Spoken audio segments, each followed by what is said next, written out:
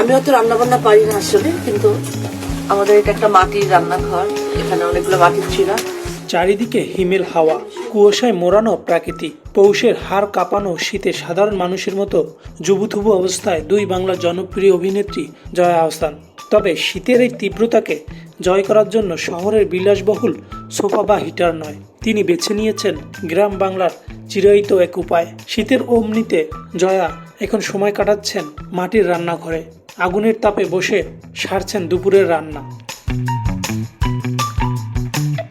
সম্প্রতি সামাজিক যোগাযোগ মাধ্যমে একটি ভিডিও শেয়ার করেছেন জয়া আহসান।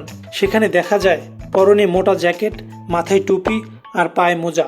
শীতের সব রকম প্রস্তুতি নিয়েও ঠান্ডায় কাঁপছেন তিনি, আর শরীর গরম রাখতে তিনি আশ্রয় নিয়েছেন বাড়ির মাটির চুলার পাশে।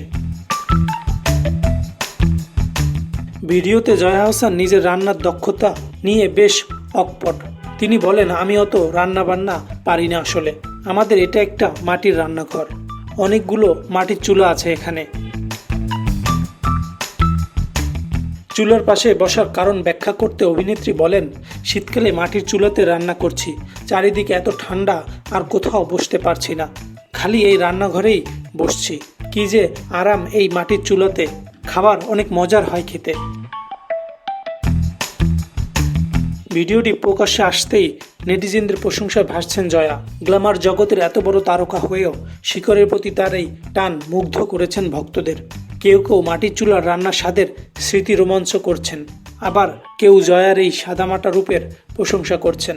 শীতের এই আলসে দুপুরে জয়ার এমন ঘরোয়া অবতার ভক্তদের কাছে এক অন্যরকম প্রাপ্তি হয়ে ধরা দিয়েছে।